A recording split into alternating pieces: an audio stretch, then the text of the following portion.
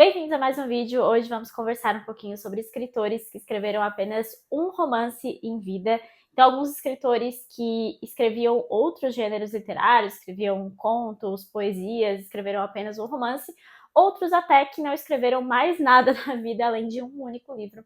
Então, aqui a gente vai comentar um pouquinho sobre esses livros e o contexto deles serem apenas o único romance desses grandes escritores. Para começar aqui com um livro que muito me interessa e que eu tenho bastante vontade de ler, inclusive, que é O Leopardo, do Lampedusa. Esse aqui é um grande romance italiano que trata sobre a decadência de uma família.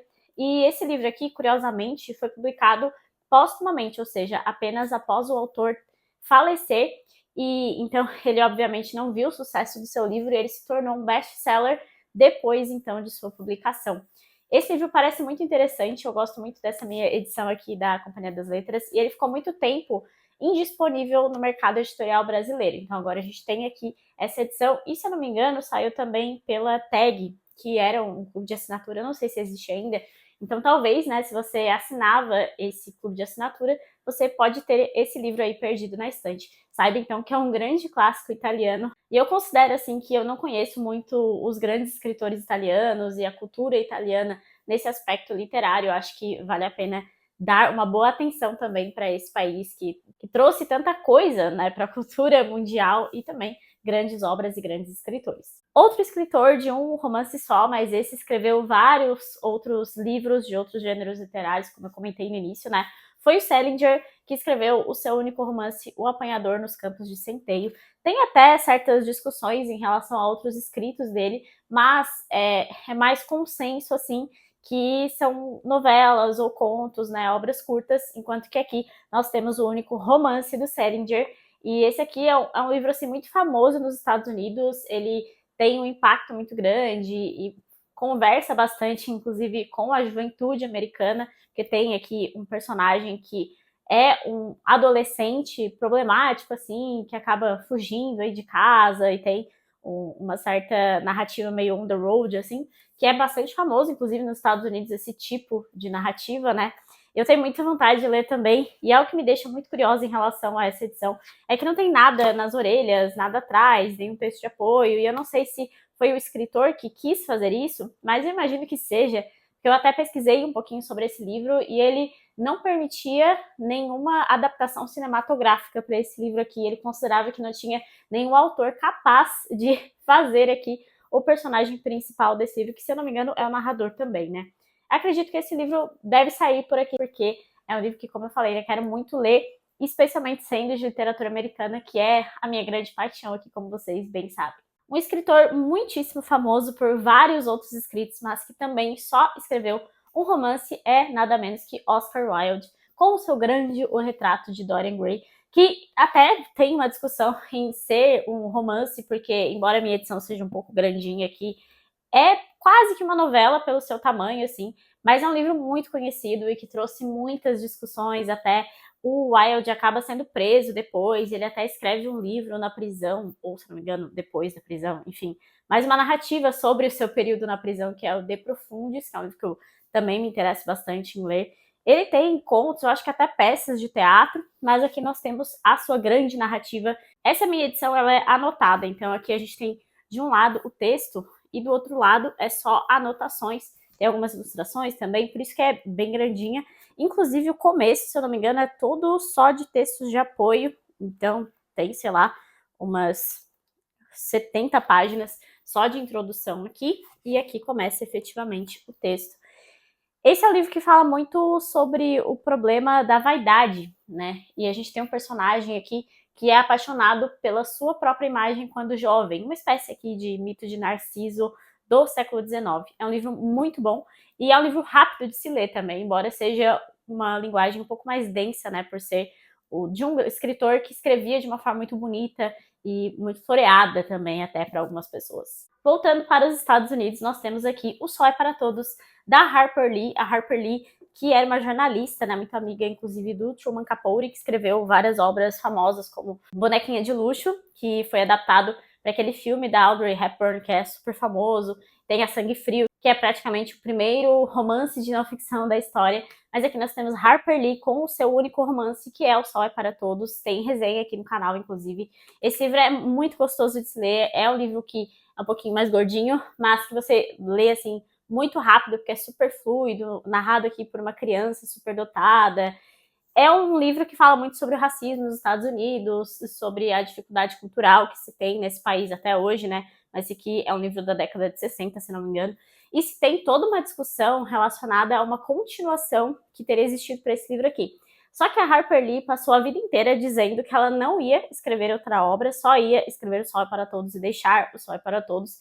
E essa continuação basicamente acaba com a boa imagem que nós tivemos aqui de um grande personagem da literatura americana, que é o Atticus, que está aqui em O Sol é para Todos. Então, eu confesso que eu vou passar muito longe dessa continuação, e a maioria das pessoas nem considera que esse livro foi escrito mesmo pela Harper Lee. Existe uma discussão imensa, assim, sobre terem se aproveitado dela nos seus últimos anos, que ela já estava doente, ou que ela nem teria escrito nada daquele livro. E outras pessoas falam que aquele foi o primeiro manuscrito, assim, para esse romance. Então ela teria modificado totalmente a história, totalmente o rumo da história também. Mas tem essa polêmica, e eu considero aqui que O Sol é para Todos é o único livro da Harper Lee. É o único livro que eu vou ler da Harper Lee com toda certeza, porque eu não quero tirar aquela imagem que ela faz aqui desse personagem maravilhoso. Um livro de literatura americana que eu sempre falo aqui e que eu gosto demais é E o Vento Levou, da Margaret Mitchell. E esse aqui é o único livro da Margaret Mitchell, infelizmente, porque eu acho que ela escreve muitíssimo bem. Ela era uma jornalista e ela teve um problema de saúde, que ela teve que ficar hospitalizada por um tempo. E nesse período, o marido dela levava vários livros para ela da biblioteca. Teve um momento em que não tinha mais livro para ele levar na biblioteca. Ele chega para ela e fala, então, que olha, você não tem mais livro para ler, então escreve o seu próprio livro. Basicamente foi isso, assim. E aí ela escreveu E o Vento Levou, e foi um sucesso, assim, tremendo na época, um super best-seller. Mas no final aí de sua vida, ela acaba se dedicando mais à filantropia, ela decide não escrever mais nada, e ela morre de uma forma super trágica, inclusive, que é atravessando a rua, assim, perto de casa, ela é atropelada e falece. Ela acaba deixando apenas pra gente aqui E o Vento Levou, mas é um livro maravilhoso que eu recomendo muito a leitura para todo mundo que não conhece aqui essa grande narrativa do sul dos Estados Unidos e da época da Guerra Civil, inclusive. Um dos romances góticos mais importantes da literatura é O Morro dos Ventos Vivantes, da Emily Brontë, e é o único livro da Emily Brontë. Das três, das irmãs Brontë, se eu não me engano, ela é a única que deixou apenas um romance aqui para nós, que é a Charlotte, que escreveu Jane Eyre, escreveu outros romances. Tem a Anne Brontë também, que se eu não me engano escreveu 2, que tem tradução aqui no Brasil, não sei se ela escreveu outros ainda. Mas a Emily, que escrevia muito mais poesia, tem aqui esse que é um grande romance gótico, um dos mais importantes, sem dúvida. Inclusive, é o livro aqui do canal do mês de junho, então caso você tenha interesse em tirar ele da estante, eu vou fazer uma resenha para ele no final do mês. Já estou ansiosa para revisitar esse livro, que eu li há muito tempo, eu não tenho muita lembrança, assim, estou com altas expectativas, porque eu costumo gostar de romances góticos.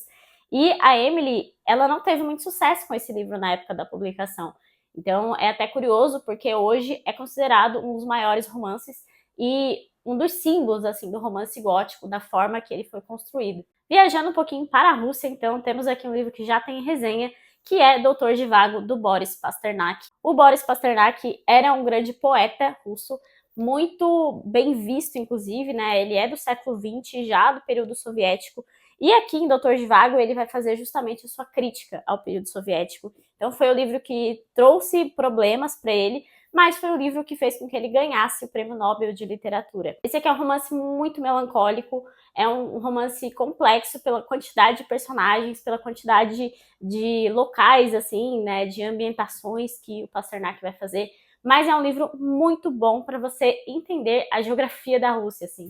Não no sentido de saber que lugares que tem na Rússia, mas a ambientação que o Pasternak faz, especialmente sendo um poeta, né, então ele escreve de uma forma muito bonita, é muito legal porque você consegue observar, assim, as várias paisagens russas passando na sua mente. Pelo menos essa foi a minha percepção aqui de leitura desse livro. Claro que o enredo também é bem envolvente, assim, eu gostei, apesar dos vários personagens. Então eu recomendo muito, assim, e a forma que eu li esse livro foi assim. Eu peguei um caderninho no começo da minha leitura, fui voltando e anotando os vários personagens, e as suas ligações, quase como se fosse uma árvore genealógica, assim. Então, dessa forma funcionou para mim e eu recomendo que seja dessa forma mesmo. O último escritor aqui da nossa lista é ninguém menos que Edgar Allan Poe, que eu trouxe aqui representado pela minha coletânea de contos do Clube de Literatura Clássica. Edgar Allan Poe escreveu apenas um romance, ele é um grande contista, obviamente, né, muito conhecido por seus contos, mas ele escreveu a narrativa de Arthur Gordon Pym, que foi um livro que trata sobre naufrágios, viagem marítima, então eu já fiquei muito interessada por esse livro. Foi lançada uma edição nova pela Carambaia recentemente, mas o estilo gráfico daquela edição eu achei um pouco confuso, confesso para vocês. Mas eu estou de olho assim para ver se vai ser lançada também por outras editoras nessa grande obra. Parece um romance muito interessante e foi o único do Edgar Allan Poe, foi o único que ele publicou, então. É isso, então, eu espero que vocês tenham gostado desse vídeo com um pouquinho de curiosidades relacionadas a nossos grandes escritores preferidos, suas grandes obras também. Se vocês gostaram, deixe uma curtida, deixe seus comentários. Se vocês lembrarem de outro escritor que só tem um romance, deixa aí pra gente também. Lembre-se de se inscrever no canal, porque isso me ajuda bastante. Divulgue o vídeo para os seus amigos que tenham interesse em livros, em literatura. E até o próximo vídeo.